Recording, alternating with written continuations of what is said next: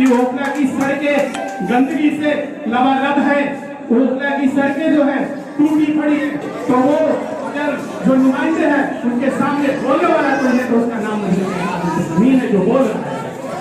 किसी की मजाल नहीं है कि आम आदमी पार्टी की है सरकार है, अमरतुल्ला खान एमएलए है, तो किसी कांग्रेस के लोग आकर बोल दे कि अमरतुल्ला खान ये रोडे, ये सड़कें, ये गलियां, ये गंदगी क्यों है, लेकिन किसी की हिम्मत नहीं होती बोलने के लिए। लेकिन बोलने वाले का नाम जो है उसका नाम है जो बोल रहे हैं। आप मायूस ना हो, बहुत वक्त देखे और वक्त अब भी देख रहे हैं, इंशाअल्लाह आने वाला वक्त भी देखेंगे, 2022 भी देखेंगे और यही मजलिस इत्तेहादुल मुस्लिमीन का झंडा जैसे यहाँ लहरा रहा है पूरे ओखला में लहराएगा इंशाअल्लाह। मेरे दोस्तों, बहुत सारी पार्टियां, बहुत सारे लोग, बहुत सारे बंदे, बहुत सारे शख्सियत हमने अपनी जिंदगी में देखे। इस 35 साल की उम्र में हमने कभी सियासत करने की शौक नहीं रखी। यहाँ पर जितने लोग जुड़े हुए लोग हैं, हमारे पास एक ऐसे शख्स हैं जो मीडिया से गवर्नमेंट जॉब में है, लेकिन इनकी एक अंदर से जुनून है, जज्बा है, हौसला है कि अपने कौम के लिए कुछ करना है। उनको शौक नहीं है नेता बनने का। यहाँ वो लोग आते हैं, जज्बे वाले लोग आते हैं कि नहीं मुझे कुछ करना है अपने कौम के लिए।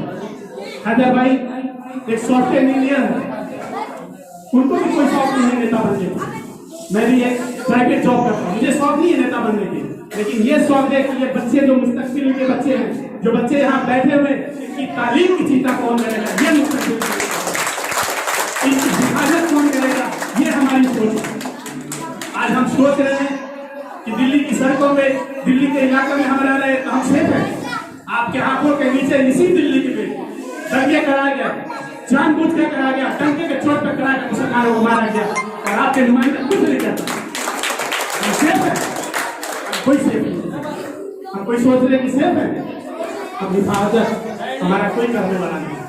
कोई आम आदमी पार्टी का नुमाइंदा नहीं कर सकता, कोई कांग्रेस का नुमाइंदा आपका हिफाजत नहीं कर सकता।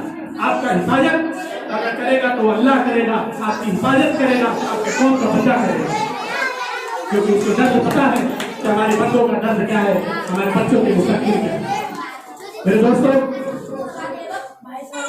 आज मजलिस इत्तेहादुल मुस्लिमीन का ये खूबसूरत मंजर जो एक ब्लॉक में सजा हुआ है, ये आपको बताने के लिए काफी है कि वो दौर गया जब हम कांग्रेस की यहाँ गुलामी किया करते थे। उसी कांग्रेस को जहाँ यहाँ 4-4, 5-5 दादे मिले हुआ करते थे, आज उस कांग्रेस की यहाँ जमानत कोई नहीं है पूछने वाला, क्योंकि वो दौर था जब हमारे पास कोई लोग नहीं थे, जो नहीं जानते थे क्या चीज होती है, मुत्तहिद होकर काम करने के लोग को नहीं जानते थे। उसके बाद एक पार्टी आई जिसको आम आदमी पार्टी कहते हैं। आज वक्त ऐसा भी आ गया जब हमारे भाई, हमारे दोस्त, हमारे अहबाब, यही लोग उसी केजरीवाल के लिए नारे लगाते थे, उसी केजरीवाल की पर्चियों को लेकर परेडों पे जाते थे, घरों पे जाते थे, लोगों के दरवाजे पर खटखटाते थे, आओ ये जो भ्रष्टाचार है उसको हम खत्म करेंगे, जो हमारे साथ नाइंसाफी हो रही है उसको खत्म करेंगे। इसी ओखला की सरजमी से कितने नौजवानों ने उसी पर्ची को खड़े होकर उसी दरवाजे के सामने जाकर बोलते थे कि आओ हमारे साथ ये हॉस्पिटल बनाएंगे, आओ हमारे साथ वो स्कूल बनाएंगे। लेकिन कहाँ गया वो वादा, कहाँ गई वो पर्चियां जो लोग करते थे जाके दरवाजे पर कि केजरीवाल का साथ दो, हम तुम्हारे स्कूल को, हम तुम्हारे हॉस्पिटल बना के देंगे। कहाँ गई वो? लेकिन वो सब कुछ नहीं, सब वादे खत्म, हमारी हिफाजत खत्म। आज 4 महीने 5 महीने पहले क्या हुआ? इसी केजरीवाल के ऊपर हमने भरोसा किया, एक तरफा वोट दिया हमने अमरतुल्ला खान को। इससे पहले भी हमने 1,04,000 वोट दिया और इस बार 1,30,000 वोट दिया। किसके लिए? कि हमारी हिफाजत कोई करने वाला है, तो हम अल्लाह के ऊपर भरोसा नहीं था, हमने हिफाजत करने वाला उस केजरीवाल को मान लिया और 1,30,000 वोट एक तरफा दिया। लेकिन क्या हुआ इस दिल्ली के अंदर और क्या हुआ इस कोटला के अंदर, वो दिन मुझे आज भी याद आती है जब जमुना पार में जाफराबाद में, सीलमपुर में, करावल नगर में जब दंगे हुए आपको चारों तरफ से घेर लिया गया और एक नौजवान लड़कों को मारा गया है, वहां से घरों से उठा उठा कर मारा गया। कौन हिफाजत करने आया? ये सोचने वाली बात है। हम ये सोचते कि हमारा हिफाजत राहुल गांधी करेगा, हम सोचते कि हमारा हिफाजत केजरीवाल करेगा। आपका हिफाजत कोई करने वाला नहीं है, आपका हिफाजत को अल्लाह करने वाला है। अल्लाह के ऊपर ये हमारे अंदर जो खौफ है वो खौफ बीजेपी से। हम कहते हैं बीजेपी आ जाएगी, बीजेपी आ जाएगी। क्या बीजेपी आ जाएगी? मैं बोलता हूँ क्या कर लेगी बीजेपी? कुछ नहीं कर सकती हमारी बीजेपी। 6 साल से यहाँ पर बीजेपी है, लेकिन क्या कर ली? कौन रोकेगा इसकी? किसकी जिम्मेदारी है? ये हमारी जिम्मेदारी है क्या? जब इस देश को आजाद कराया गया तो देश की आजादी में हमारे बुजुर्गों ने अपनी कुर्बानियां दी। इस वजह से नहीं कि हम डर डर कर यहाँ घुटन की जिंदगी जिएंगे, इस दौर से नहीं कि हमारे बच्चों की मुस्तकबिल, जो तालीम की मुस्तकबिल है, वो तालीम से मरहूम कर दिया जाएगा, इसलिए आजादी दिए, उस कुर्बानी दिए। नहीं मेरे भाई, उन्होंने एक सपने सजाए थे कि हमारे बच्चे जो होंगे हिंदुस्तान में, उनको अच्छे तालीम मिलेगी, उनको अच्छे एजुकेशन मिलेंगे, उनको अच्छे हॉस्पिटल मिलेंगे, उनके अच्छे इलाके मिलेंगे, उनके रहने के लिए व्यवस्था होगी। लेकिन क्या होगा? हमें खौफ में डाल दिया गया इस कि तुम अगर बीजेपी को रखना है तो तुम आम आदमी पार्टी को वोट दो, अगर बीजेपी को रखना है तो कांग्रेस को वोट दो। हमारी सोच को खत्म कर दिया गया। हमारी सोच उस तरफ कभी नहीं जाती कि हमारी बच्चों की तालीम का क्या होगा। हम उसके ऊपर सवाल कभी नहीं करते कि हमारे स्कूल नहीं है तो हमारे कुल्ला खान के सामने जाकर बोल पाए कि हमारे पास स्कूल नहीं, हमारे भाई क्या कर रहे हैं। हमारे पास ये हिम्मत नहीं होती और हिम्मत तोड़ जाए। कौन देगा हिम्मत? ये हिम्मत आएगी कहां से? हमारी जबान कब बोलेगी? ऐसी चीज सोचने वाली बात है। क्या हम डर डर कर वोट देते रहेंगे? 70 साल हो गया डरते हुए, आज भी डरेंगे? डर कर तो मुझे मार दिया गया, अब कौन सा डर? मरना है मुझे, यकीन है अल्लाह के ऊपर, सबको मौत का मजा चलता है, तो फिर किस चीज का डर? मैं आज मरूंगा या कल मरूंगा, सबको जाना है। लेकिन डंके के चोट पर जीऊंगा यहाँ पर। यह हिंदुस्तान किसी की बात की जागीर नहीं है, यह हिंदुस्तान हमारी है, यह हिंदुस्तान किसी मौजूद की नहीं है, यह हिंदुस्तान किसी केजरीवाल की नहीं है, यह हिंदुस्तान किसी राहुल गांधी की नहीं है। ये हिंदुस्तान जाहिद उमर की भी है, यह हिंदुस्तान रिजवान सिद्दीकी की भी है, यह हिंदुस्तान से भाई का भी है। तुम डराओगे मुझे? तुम क्या सोच रहे हो कि केजरीवाल कि मुसलमानों को डरा डरा कर वोट लेंगे?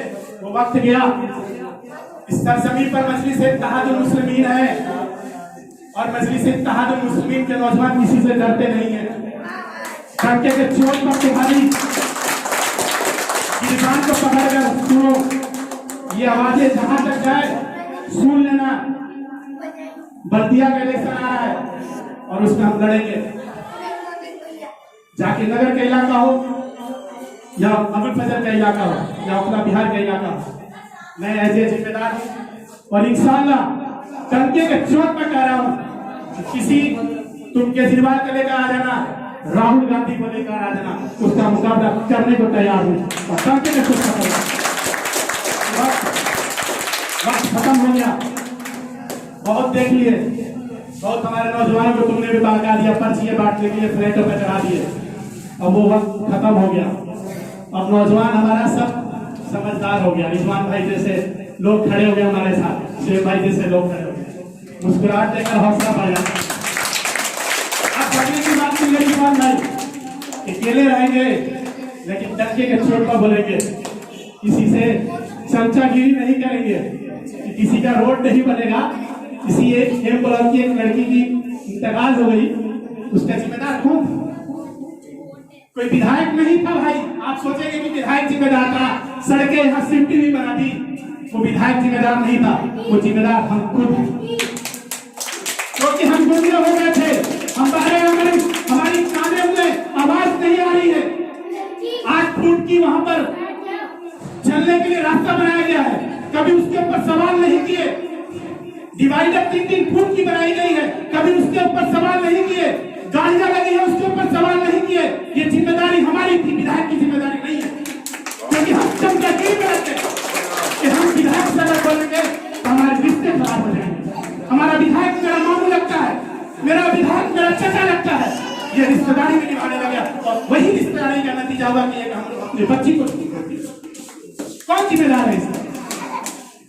अगर स्कूल में ये बच्चे नहीं जा रहे हैं तो इसके जिम्मेदार कोई विधायक नहीं है, इसका जिम्मेदार हम खुद हैं कि हमने यहाँ पर 70 सालों तक कांग्रेस को वोट दिया। यहाँ पर हम जिम्मेदार हैं,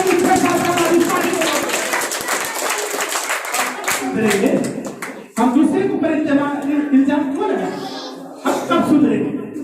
हमें सुधरना पड़ेगा, अपने आप को आगे आना पड़ेगा। हम जैसे नौजवानों को, हमारे अब्दुल वाहिद साहब को आगे आना पड़ेगा, हमें जैसे नौजवान को आना पड़ेगा, आनंद भाई जैसे लोगों को आना पड़ेगा, तब मुत्तहिद होकर हम एक निजाम को खड़ा कर सकते। एक एग्जाम्पल दे रहा हूं, जब आंधी तूफान आती है तो देखते हैं कि पत्ते उड़ने लगते हैं, क्योंकि उनके अंदर ताकत नहीं होती पत्तों के अंदर, उनको जब चाहिए जो धूल होती है, जो छोटे छोटे टुकड़े होते हैं, जो लकड़ियां होती है छोटी छोटी, वो भी उड़ जाती है क्योंकि इसके अंदर ताकत नहीं होती। लेकिन दीवार जो देखते हैं ना, उसके अंदर ताकत होती है। कभी उड़ता है क्या? कभी नहीं। लेकिन दीवार जब बनती है तो उसमें ईंट लगते हैं और ईंट से मिलकर दीवार बनती है पूरी, तो एक चट्टान की तरह हो जाती है। मैं आपसे गुजारिश करूंगा मुसलमानों, एक एक बंदे, एक एक कंधा मिलाओ, जैसे सफों में कंधे मिलाकर हम सीधे खड़े होते हैं कि सब मुकम्मल होता है, वैसे खड़े हो जाओ और मुद्दाई होकर खड़े हो जाओ। किसी केजरीवाल की हिम्मत नहीं है राहुल गांधी की तुमको हिला सके, तुम मुद्दाई हो जाओ। मेरे दोस्तों, इस पीछे बहुत लंबी होती है, लोग मायूस हो रहे थे, मैं सोचा कुछ तकरीरें होनी चाहिए, और तकरीरें तो बहुत बढ़िया मैं बचा कर रहूंगा इलेक्शन में, उसके दीवार को सुनाऊंगा, आएगा उस दिन भी सुनाऊंगा, राहुल गांधी आएगा उस दिन भी सुनाऊंगा। बहुत बोल दिए तुम लोग, बहुत बोल दिए, अब बोलने का वक्त रिश्वास नहीं, हम लोग का आएगा इंशाअल्लाह। और किराएदार की हैसियत क्या होती है? मुझे बहुत लोग रहते हो किराए पर घर देते हो, घर को सजाते हो, किसी दिन मकान मालिक का दिमाग करते क्या भाग, क्या जिंदगी है किराएदार की, आज इसके घर, आज उसके घर, आज उसके घर। तो 70 साल में हम कांग्रेस से निकले तो जनता पार्टी, जनता पार्टी से निकले तो जनता दल, जनता दल से निकले तो समाजवादी, समाजवादी से निकले तो बसपा, बसपा से निकले तो आम आदमी पार्टी। ये तो सहरा भी नहीं है, क्यों भटक रहे हो मुसलमानों? अपने वोट को, अपनी ताकत को, और इस ताकत को जो घर असदुद्दीन ओवैसी ने बनाया है, जिसकी शुरुआत की है, तामीर रखी है, उस घर को मजबूत करने में लगा है। ये हम सब जानते हैं। आप अगर पड़ोसी के बेटे को दूध घी बादाम खिलाओगे, उसे मजबूत करोगे, तो आपकी हिफाजत नहीं करेगा, हिफाजत तो अपने माँ बाप के, अपने घर की करेगा। तो ये कौन सी हिकमत अपनी 70 साल में है? अगर अंदाजा हो गया हो इन इतने सालों में इन हालात को देखने के बाद, और खास तौर पर जो पिछले 10 सालों में हालात से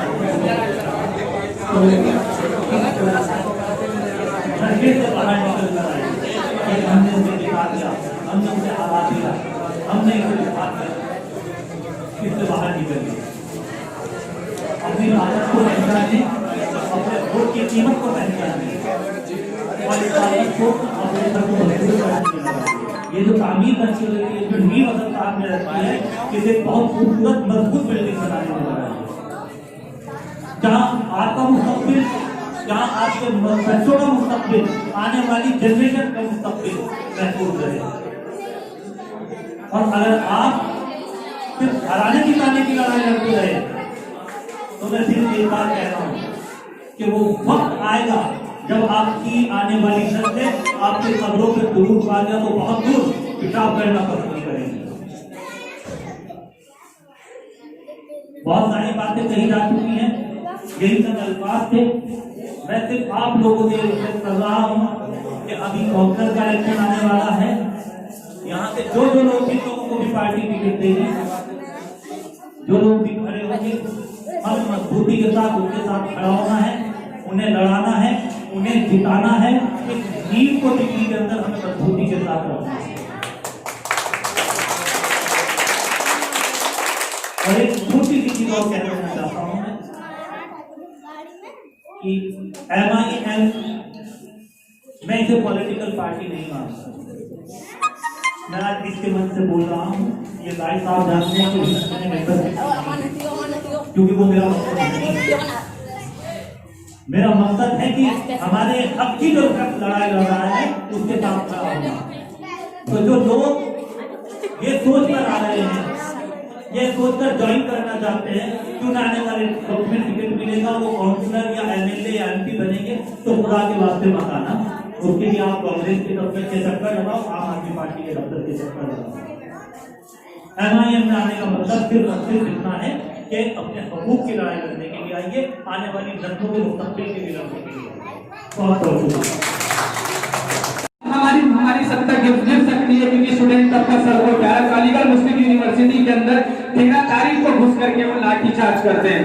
फिर उसके बाद 13 तारीख से फिर जामिया के अंदर अपना आंदोलन शुरू करते हैं। तो 13 तारीख वाले दिन बारिश की वजह से वहां पर आंदोलन मजबूत नहीं हो पाता है। फिर धीरे धीरे करके फिर दोबारा से 14 तारीख को फिर आंदोलन होता है, वो भी मजबूत नहीं हो पाता है। फिर उसके बाद जो आंदोलन होता है वो शाहीन बाग बन करके आता है, फिर जामिया बन करके आता है, उसके बाद से पूरे हिंदुस्तान के अंदर शाहीन बाग बन करके आता है। ये सिर्फ एक असदुद्दीन हुए कि मैं जिनकी शागिर्दगी में आज आपके बीच में खड़ा हूँ, आपके सामने खड़ा होकर के बोल रहा हूँ, जिन्होंने मुझे बोलना सिखाया, जिनकी वजह से मैं आज अपने लबों को खोल रहा हूँ।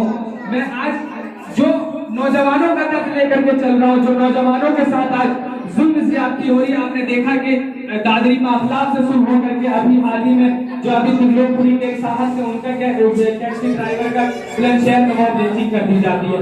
सभी के दर्द को लेकर के वो चलते। अभी जामिया के अंदर आपने देखा जब नवाजुद्दीन की आंख को फोड़ दिया जाता है, जब क्या कहते हैं बिजनौर के अंदर हमें हंसला को मार दिया जाता है, तो सभी के इन सब की आवाजों को बेबाक आवाज बन करके निकलते हैं। ना ही कोई कांग्रेस वाला उठ करके आता है, ना ही कोई आम आदमी पार्टी से उठ करके आता है, ना ही कोई संसद में कोई ऐसी दिग्गज पार्टियों से उठ करके बोलने वाला कोई नहीं। अगर तो कोई था तो कैसे यूनिवर्सिटी अकेले वहां पर थे और उन्हीं की उन्हें अपनी हर जहां पे भी वो गए, सड़क पे गए तो कहीं पे वो अपने जलसे में रहे, तो हर जगह उन्होंने इस चीज को बताया कि मिन्हाजुद्दीन की आंख कैसे फोड़ी गई थी, तो हमें हंसला